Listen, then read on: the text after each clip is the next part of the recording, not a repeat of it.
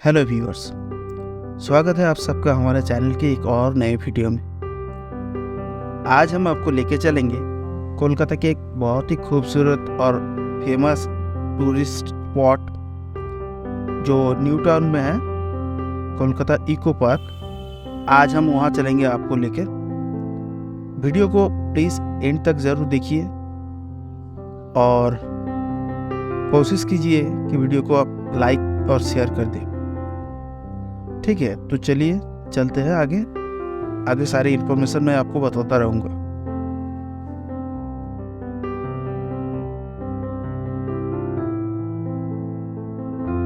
सामने जो गेट देख रहे हैं आप, ये इको पार्क का 1 नंबर गेट है।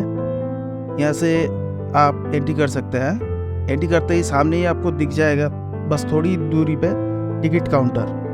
Bye the way, eco park 2012 में 29 दिसंबर में सीएम ममता बनर्जी ने इनॉग्रेट किया था। ये 480 एकड़ में फैला हुआ पार्क है और ये रहे टिकट 30 रुपीज़ जो हमने ले लिया है। और ये रहा इसका टाइमिंग और डिटेल्स। मंडे छोड़ के बाकी सारा हर हफ्ते का हर दिन खुला रहता है ये। जैसे ही आप 1 नंबर गेट से एंट्री करते हैं, सामने ही आपको पार्किंग और ये कुछ मैप्स दिख जाएंगे। इसके मदद से आप बहुत आसानी से घूम सकते हैं इस पार्क को। थोड़ी देर आगे बढ़ते ही लेफ्ट साइड में ये जो फॉरेस्ट आपको दिख रहा है, इस फॉरेस्ट का नाम है रॉबी फॉरेस्ट। और उससे थोड़ा आगे मिल जाएगा आपको ये लेक जो मैन मेड है। इसके बीचों बीच एक आइलैंड टाइप का बना हुआ है। और इको पार्क के हर जगह पे आपको ऐसे ही फूड कोर्ट मिल जाएंगे कुछ। और बस थोड़ी देर आगे आते ही आपको मिल जाएगा जापानीज फॉरेस्ट। यहाँ पे एंट्री करने के लिए आपको कोई पैसा या टिकट की ज़रूरत नहीं है। एंट्री गेट के सामने ही आपको मिल जाएगा गौतम बुद्ध का एक बहुत ही खूबसूरत सा स्टैचू। और इसके साइड में आपको एक जापानीज रेस्टोरेंट मिल जाएगा। इसके अंदर थोड़े आगे बढ़ते ही आपको एक जापानीज टेम्पल देखने को लिए मिल जाएगा जो बहुत ही शानदार और खूबसूरत है, जो आप देख ही सकते हैं। थोड़ी देर आगे बढ़ते ही आपको मिल जाएगा इको पार्क में बना हुआ आईफिल टावर, जो दिखने में बहुत ही खूबसूरत लगता है शाम के टाइम पे, क्योंकि शाम को इसमें लाइट जलता है। और इसके बगल में से ये जो रोड निकल रहा है वो जाता है उस बीच के आइलैंड पे, जो आप इस साइड से होके भी जा सकते हैं वहाँ तक।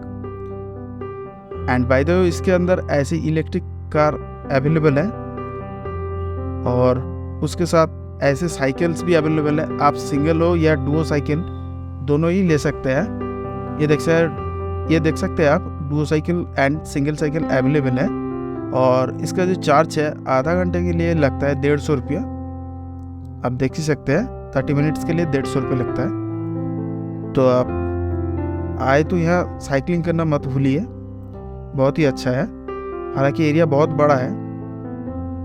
इससे थोड़ा आगे आते ही आपको मिल जाएगा बोटिंग का गेट। यह आप देख ही सकते हैं, यहाँ पे हर तरह का बोटिंग होता है। ये देखिए लाइफ जैकेट रखा हुआ है साइड में। ये जो सामने दिख रहा है इसे कहा जाता है शिकारा। और ये सामने दिख रही है पैडल बोट है। थोड़ी देर आगे आते ही आपको मिल जाएगा आर्टिस्ट कॉटेज। और आर्टिस्ट कॉटेज के एकदम बगल में आपको मिल जाएगा मिस्ट गार्डन। मिस्ट गार्डन में आपको तरह तरह के फ्रूट्स के पेड़ मिल जाएंगे, जो आप देख ही सकते हैं, बहुत खूबसूरत लगता है ये सारे पेड़ पौधे।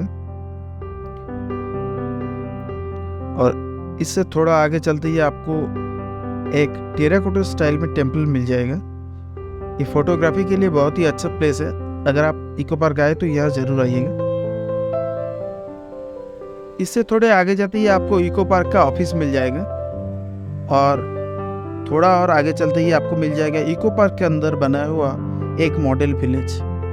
इसके लिए आपको 10 रुपये का टिकट लगेगा। आप टिकट लेके यहाँ एंट्री कर सकते हैं। देख ही सकते हैं एंट्री करते ही एक खेत बना हुआ है, साथ में 2 बैल और एक किसान देख ही सकते हैं आप। एक मॉडल विलेज जिस तरीके का होता है, यहाँ पे पूरा का पूरा वैसे ही नज़ारा बनाया गया है। एक प्रॉपर विलेज सेटअप किया गया है यहाँ पे। ₹10 का टिकट लेके आप बहुत ही आसानी से यहाँ पे घूम सकते हैं। मैं रिकमेंड करूँगा, अगर आप इको पार्क आते हैं तो देन प्लीज़ इस जगह को मिस मत कीजिएगा। अरे इसके अंदर एक कैफ़े भी है, आप चाहे तो कैफ़े में बैठ भी सकते हैं। और जैसे जैसे आप आगे बढ़ते जाएंगे, एक प्रॉपर विलेज जिस तरीके का होता है वैसे नज़ारा आपको देखने के लिए मिल जाएगी। यहाँ पे एक गांव के बाज़ार कैसे होते हैं, मार्केट्स, उसके बारे में आपको एक अंदाज़ा हो जाएगा।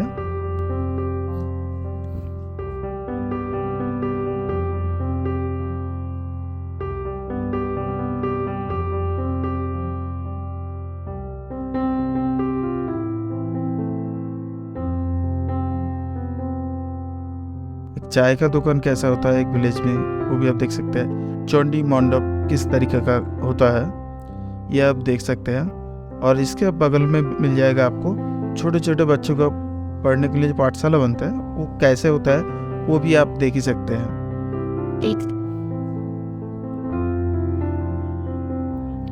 यहाँ से बाहर आते ही आपको मिल जाएगा एक सोलर डोम, जो आप देख ही सकते हैं। इको पार्क के अंदर बना हुआ है, बहुत ही खूबसूरत एक अजीब शेप का बना हुआ है। और इसके बगल में एकदम मिल जाएगा आपको हार्बल गार्डन, जो आप इस सोलर डोम बिल्डिंग के बगल में देख सकते हैं। यहाँ पे तरह तरह के हर्बल पेड़ पौधे लगाए गए हैं, आप इसे भी देख सकते हैं। इन जगहों पे एंट्री करने के लिए कोई टिकट नहीं लगता है। अगर कहीं पे कोई टिकट लगता है तो मैं आपको वो बता दूंगी, ठीक है। तो आप अब चलते हैं आगे की तरफ। मिस्ट गार्डन के बिल्कुल पास में आपको मिल जाएगा एक रोज गार्डन। दोनों तरफ आपको सिर्फ रोज देखने को मिल जाएगा। और ये बहुत बड़ा एक गार्डन है, बहुत लंबा भी है, आप देख ही सकते हैं। एक लंबा रास्ता निकल जाता है, इसके दोनों साइड पे आपको ऐसे ही रोज गार्डन देखने के लिए मिल जाएगा, ठीक है।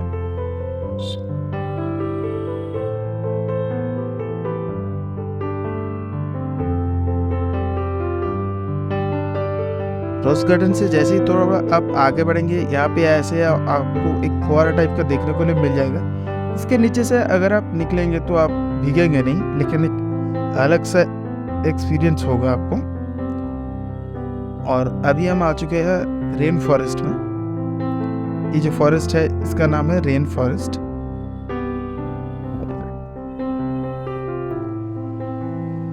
अभी मैं जिस जगह पे खड़ा हूँ ये है इको पार्क का 3 नंबर गेट। और यहाँ पे गेट के एकदम बाहर ये जो पार्किंग है, इसी के बगल में आपको एक बिल्डिंग देखने के लिए मिल जाएगा, छोटा सा। इसे कहा जाता है मिस्टी हब। तो चलिए इसके अंदर चल के आपको दिखाते हैं क्या है स्पेशलिटी इस जगह का, ठीक है। चलिए चल के देखते हैं। जैसे ही आप अंदर आएंगे आपको देखने के लिए मिल जाएगा कोलकाता के बहुत सारे सबसे फेमस जो स्वीट स्टोर्स है उनका ब्रांच यहाँ पे आपको मिल जाएगा। आप आते हैं तो यहाँ पे प्लीज़ आप ट्राई कर सकते हैं। यहाँ की मिठाई है जो बहुत ही स्वीट्स होते हैं ऑब्वियसली। तो चलिए अभी चलते हैं यहाँ से बाहर की तरफ।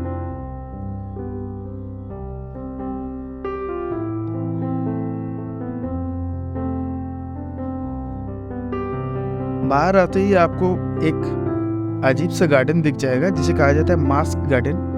छोटे छोटे पत्थरों और छोटे छोटे पेड़ पौधों के बीच में आपको ये तरह तरह के बड़े बड़े खूबसूरत से मास्क दिखने के लिए मिल जाएगा।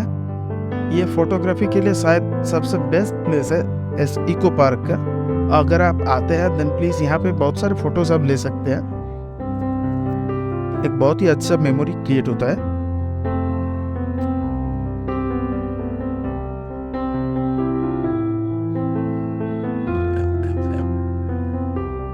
इससे थोड़ा आगे आती है आपको मिल जाएगा दार्जिलिंग का जो घूम स्टेशन है उसका एक रेप्लिका यहाँ पे बनाया गया है। और एक ट्रेन भी आपको देखने के लिए मिल जाएगा। यहाँ पे फोटोग्राफी के लिए पैसा लगता है ऐसा लिखा हुआ है, लेकिन आप चाहे तो चुपके से फोटो ले सकते हैं। जो बहुत ही खूबसूरत जगह है, देख ही सकते हैं आप। चलिए चलते हैं घूम स्टेशन के आगे की तरफ। आगे की तरफ अगर आप आइएगा तो आपको मिल जाएगा बटरफ्लाई गार्डन। जिसमें आप फ्री ऑफ कॉस्ट एंट्री कर सकते हैं।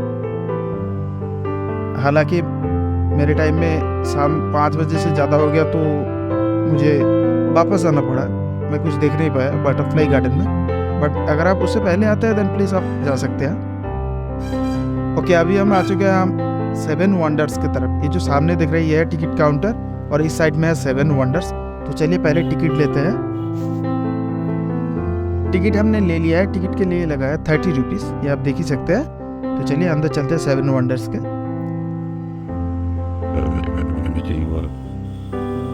एंट्री करते ही सबसे पहले जो हमें देखने के लिए मिल गया वो है पिरामिड ऑफ गीज़ा, जो आप देख ही सकते हैं। लिखा भी हुआ है हाथ मत दीजिएगा, डोंट टच लिखा हुआ है।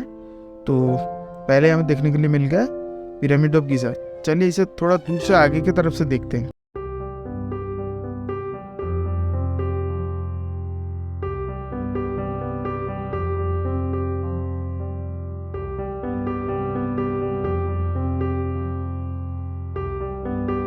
ये सामने से देख लीजिए पिरामिड ऑफ गीज़ा कैसे दिखता है, बिल्कुल हूबहू ओरिजिनल लगता है। अब चलिए आगे की तरफ। अब हम चल रहे हैं कहाँ? जॉर्डन की जो पेट्रा है इसे देखने के लिए। चलिए ये देख ही सकते हैं आप, लाल पत्थरों से बना हुआ जॉर्डन का पेट्रा। इसके अंदर भी आप जा सकते हैं और इससे अगर आप आगे चलेंगे तो आपको मिल जाएगा देखने के लिए क्रिस्ट द रिडीमर का जो स्टैचू है, वो आप देख ही सकते हैं यहाँ पे। और यहाँ पे मोआई भी देखने के लिए आपको मिल जाएगा।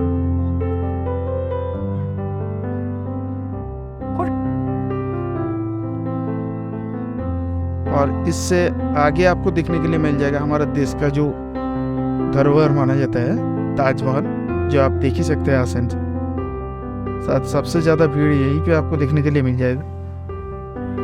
और ताजमहल के बगल में आपको मिल जाएगा the great wall of China, ये आप देख सकते हैं, ये ग्रेट वॉल ऑफ चाइना है। और इसके बगल में आपको मिल जाएगा कोलोजियम, जो रोम में है, वो कोलोजियम यहाँ पे भी आपको देखने के लिए मिल जाएगा। ओके,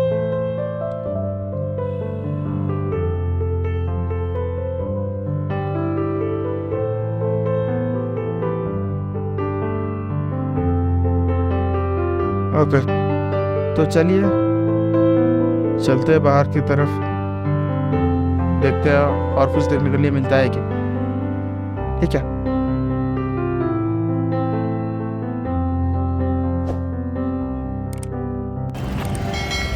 अभी मैं आ चुका हूँ इको पार्क से बाहर। मेरे पीछे जो गेट देख रहे हैं वो इको पार्क का 4 नंबर गेट है। मैंने 1 नंबर गेट से एंट्री लिया था और ये 4 नंबर गेट है। मैं यहाँ से निकल रहा हूँ।